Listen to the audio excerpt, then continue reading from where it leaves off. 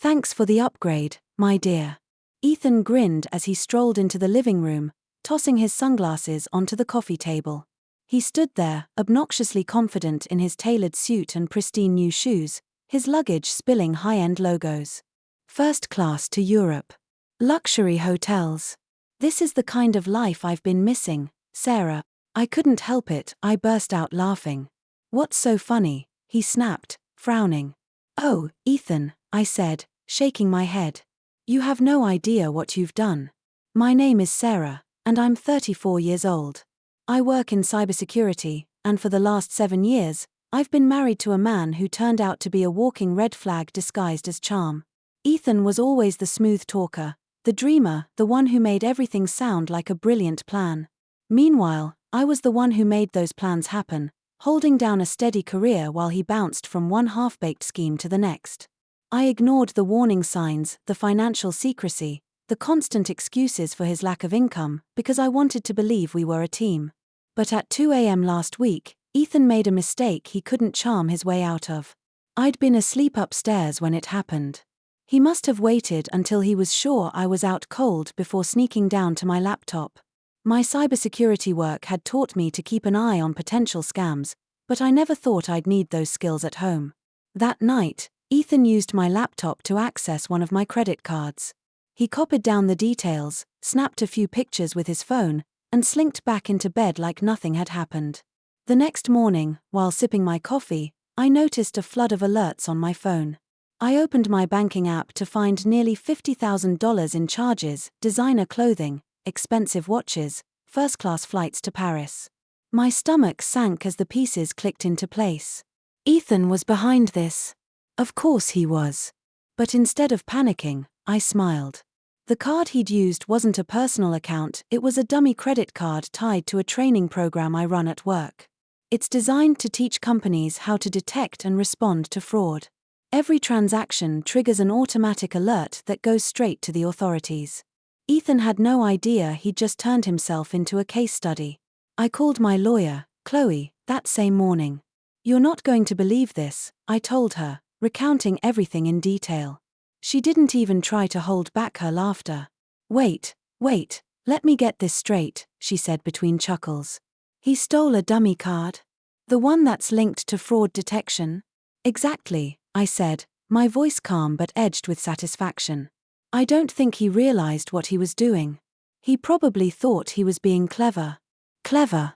Chloe scoffed. He's a moron. Every charge he makes is going to get flagged. Have the authorities contacted you yet? Not yet, I said, but it's only a matter of time. For the rest of the week, I stayed quiet, waiting to see how far Ethan would take it. A couple of days later, he left a note on the counter. Taking some time for myself. Don't wait up. I knew exactly what that meant. He was using my stolen money to live it up abroad. Every night, I watched the fraud alerts roll in high-end restaurants, 5-star hotels, extravagant shopping sprees. Each notification felt like a small victory. 3 days into his spree, I got a call from Agent Keller, a federal investigator assigned to the case. We've identified significant fraudulent activity tied to your account, he said. Do you know who might be responsible? Yes, I replied without hesitation. My husband. There was a brief pause. Your husband? I explained the situation, including the fact that the card was part of a cybersecurity program. Agent Keller let out a low whistle. That's a new one, he said. You'll need to provide a formal statement, but based on what we've already flagged, he's in serious trouble. By the time Ethan walked back through the door, his ego inflated from a week of indulgence, I was ready. He sauntered into the living room like nothing had happened, wearing the spoils of his stolen spree. Thanks for the upgrade, he said with a cocky grin. You really outdid yourself this time. I couldn't stop the laughter that bubbled out of me. Ethan frowned, clearly expecting me to be furious. What's so funny? He asked, his voice sharp. Oh, Ethan, I said, shaking my head. You're about to find out. Ethan dropped his designer duffel bag onto the floor with a smug thud. Seriously though, Sarah, he said, shrugging off his tailored jacket and draping it over the back of the couch. You should have told me about that card ages ago. Imagine how much fun we could have had. I leaned against the kitchen counter, arms crossed. And how exactly did you think this was going to end? He smirked, kicking off his shoes. You're always so uptight about money. It's not like you couldn't afford it. I figured you'd get over it once you saw how happy it made me. His sheer audacity would have been infuriating if it weren't so pathetic. I bit back a laugh, knowing that every second he spent bragging was another nail in his coffin. So the watches, the flights, the hotels, you thought all of that was just a gift from me? Not thought, he said, pointing at himself. Knew. It's about time you loosened up. I smiled, a tight-lipped expression that told him nothing. I'll bet.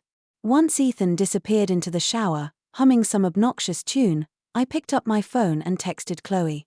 He's back. Ready to move forward. Her reply was immediate. Perfect. I'll alert Agent Keller. Over the past week, Chloe and Agent Keller had been preparing the case against Ethan. His every move had been tracked, every charge meticulously logged, from the designer clothing boutiques to the luxury hotels in Paris. His indulgence painted a picture of someone who thought they were untouchable. Ethan had no idea how deep he'd dug his own grave. Agent Keller had assured me that the fraud alerts from the dummy account had already triggered a full investigation. We'll bring him in for questioning once you're ready, he'd said during our last call. But I'd recommend letting him walk into it on his own. The more confident he is, the better. Now, as I listened to Ethan's off-key singing echo from the bathroom, I felt an almost surreal sense of calm. For years, I'd let him take advantage of my trust, my kindness, my stability. But this time, he was about to face the consequences of underestimating me. After Ethan emerged, wrapped in a plush towel and grinning like he didn't have a care in the world, he flopped onto the couch. You should have seen Paris, he said, reaching into his bag to pull out a shiny gold watch. The shops, the restaurants, it was like a dream. Sounds incredible, I said, leaning against the doorway. Tell me more. He launched into a detailed account of his week-long spree, complete with exaggerated hand gestures and unnecessary details about the champagne quality at some rooftop bar. Every word felt like an indictment, a confession he didn't even realize he was making. He had no idea I was recording the entire conversation on my phone, the file ready to be forwarded to Agent Keller. And the best part, Ethan said, holding up the watch to admire it, nobody suspected a thing. Not even you. The next morning, Chloe and I met over coffee to finalize the timeline. He's got no defense, she said, scrolling through the evidence we'd compiled. The fraud alerts, the charges, his conversation from last night, it's airtight. Agent Keller is ready to bring him in for questioning. They're coordinating with the local police to execute the arrest. I nodded, the weight of everything finally starting to settle in. What happens after that? He'll face multiple charges, including fraud, identity theft, and unauthorized use of a financial account, Chloe explained. Given the amount of money involved, it won't be a slap on the wrist. Best case scenario for him, he cuts a deal and avoids jail time. Worst case, he's looking at years behind bars. A part of me wanted to feel sorry for him. But then I remembered the smug grin on his face, the way he flaunted his stolen goods without a second thought about the damage he'd caused. This wasn't just a mistake. It was a pattern of selfishness and entitlement that I'd been blind to for far too long. Later that evening, as Ethan lounged on the couch, scrolling through his phone, I heard the unmistakable sound of a knock at the door. My heart raced, not with fear, but with anticipation. I walked to the door and opened it to reveal Agent Keller and two uniformed officers standing on the porch. Good evening, Miss Miller, Keller said, his tone professional but warm. Is Ethan home? He's right inside, I said, stepping aside to let them in. Feel free to make yourselves comfortable. Ethan looked up from his phone, his brows knitting together in confusion. What's going on? He asked, sitting up straighter. Agent Keller approached him with a calm authority that made the room feel smaller. Ethan Miller, you're under investigation for multiple counts of credit card fraud and unauthorized use of financial accounts. We'd like you to come with us for questioning. Ethan's face went pale, his confidence evaporating in an instant. What? No, this has to be a mistake, he stammered, looking to me for support. Sarah, tell them this is crazy. I crossed my arms, tilting my head slightly. I don't know, Ethan. You've been awfully busy lately. Maybe you should explain it to them. As the officers read him his rights and led him toward the door, Ethan continued to protest. You can't do this, Sarah. This is a setup. You're my wife. Aren't you supposed to stand by me? Funny, I said, leaning against the doorway. I thought husbands weren't supposed to steal from their wives. Guess we're both learning something today. Ethan glared at me, his bravado replaced by desperation. You won't get away with this, he spat. I smiled. Oh, Ethan, I already have. The door shut with a sharp click as the officers escorted Ethan out, leaving the living room eerily silent. I stood there for a moment, staring at the empty space where he'd been standing just minutes ago. My heart was racing, not from fear, but from the sheer weight of the moment.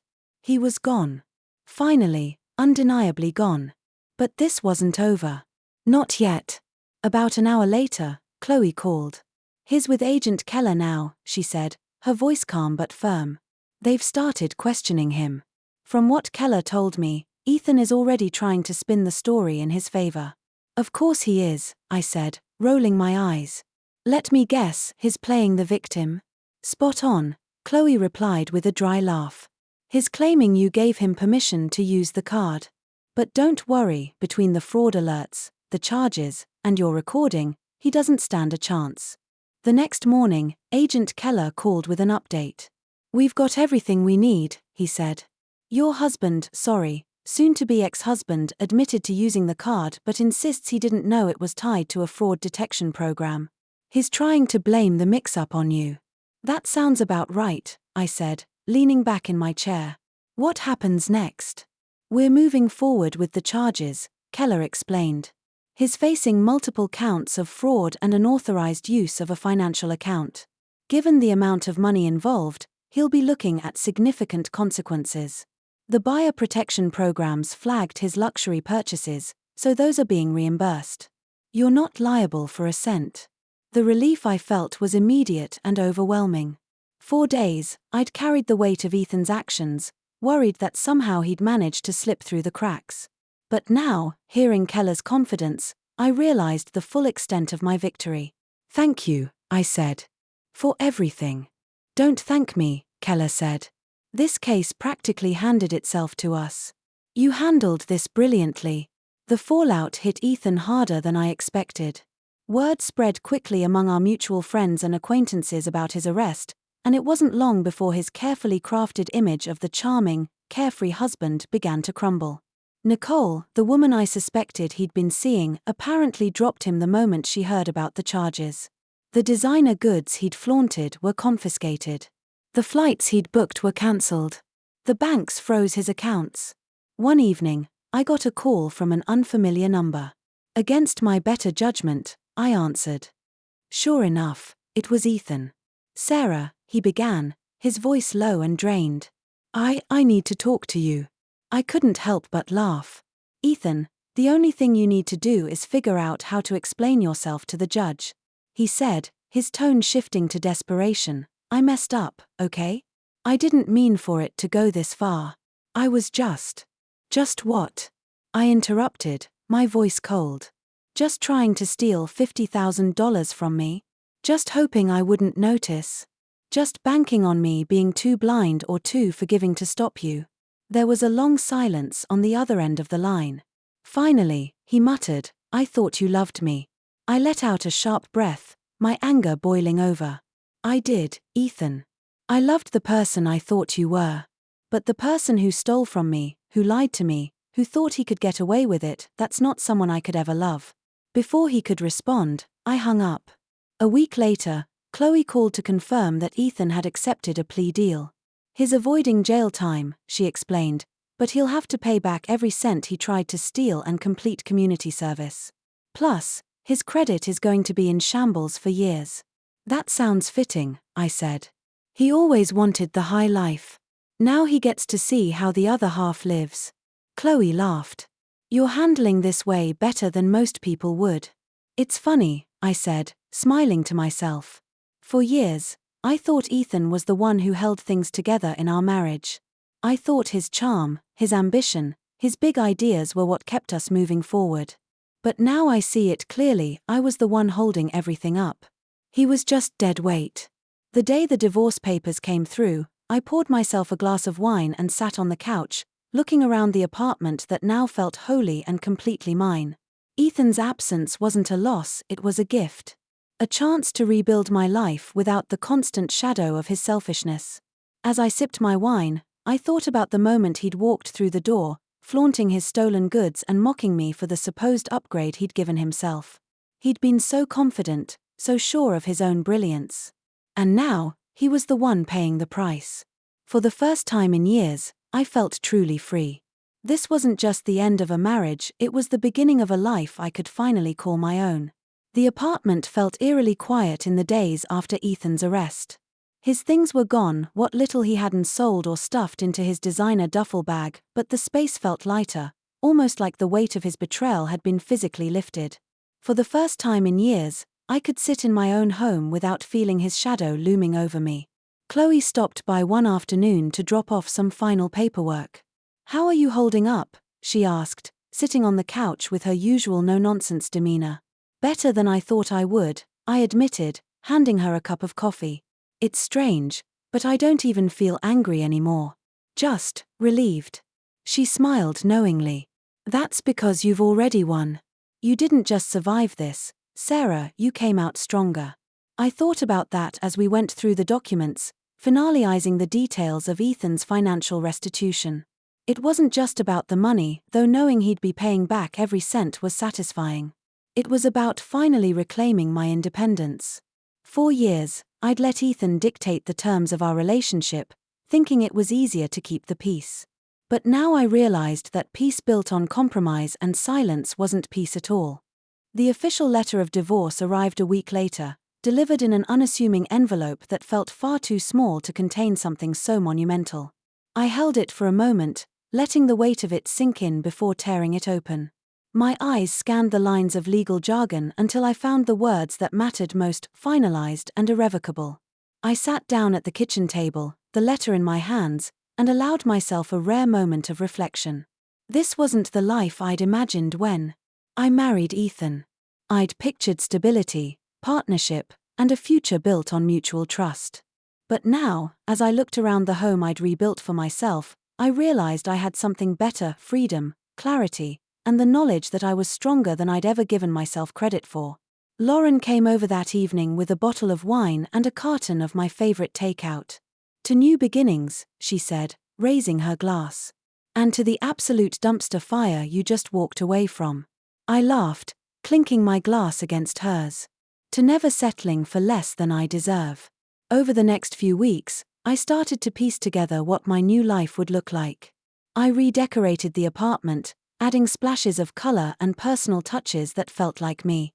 I finally took the solo vacation I'd been dreaming about for years, exploring the coast and soaking in the kind of peace that only comes from leaving everything behind for a little while. Ethan tried to reach out a few more times, through mutual acquaintances, vague apologies over email, even a laughably tone-deaf letter claiming he'd changed. But I didn't respond. There was nothing left to say. He'd made his choices, and I'd made mine. Every now and then, I'd hear updates about his life through the grapevine. He was struggling to find work, his reputation tarnished by the fraud charges. He'd moved back in with his parents, apparently still clinging to the belief that he could talk his way out of anything. I didn't feel sorry for him. If anything, I felt relief. He wasn't my problem anymore. A month after everything had been finalized, I stood by the window of my apartment, sipping my morning coffee and watching the city come to life below. The sunlight poured into the living room, highlighting the fresh coat of paint I'd picked out, my favorite shade of blue. The space no longer felt like a battleground. It felt like home. It was peaceful, mine, and filled with possibilities. I thought about the journey that had brought me here. For years, I'd believed in the promise of marriage, in the idea of building a life with Ethan. I'd ignored the little voice inside me that whispered something was off, that warned me his charm was a mask for selfishness. But now, I understood something important. Walking away wasn't failure. It was strength. Lauren and I met for brunch that weekend, a new ritual we'd started since Ethan's exit. Over mimosas and waffles, she asked, "So, what's next for you?"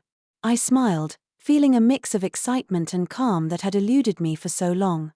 "Honestly, I'm just focusing on myself for now.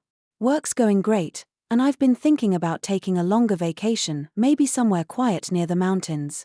She raised her glass. "That's what I like to hear. You deserve it." For the first time in years, I felt like I was making decisions purely for me. No compromises. No second guessing. Just the freedom to live on my own terms. Occasionally, I'd still get updates about Ethan from mutual acquaintances. He was struggling to rebuild his life, moving from one low-paying job to the next while trying to pay back the money he owed. The designer suits and luxury trips were long gone, replaced by a harsh reality he wasn't prepared for. I didn't dwell on it. He'd made his choices, and I'd made mine. The last time I heard from him was through an email, a long, rambling apology that seemed more self-pitying than sincere. I read the first few lines before deleting it without a reply. I didn't need closure from him. I'd already found it in myself. One evening, I sat on the balcony with a glass of wine, reflecting on everything I'd been through, the betrayal, the heartbreak, the fight to reclaim what was mine. It had all led to this moment. And while it hadn't been easy, it had been worth it. I no longer felt angry or bitter about what had happened. If anything, I felt grateful. Ethan's betrayal had forced me to confront my own strength, to stop compromising and start prioritizing myself. I'd learned to trust my instincts, to value my independence, and to never again let someone else take the reins of my life. As the city lights flickered in the distance, I raised my glass to the night sky. "Here's to me," I said quietly. "Here's to starting over." And with that, I closed the chapter on Ethan for good, ready to embrace whatever came next.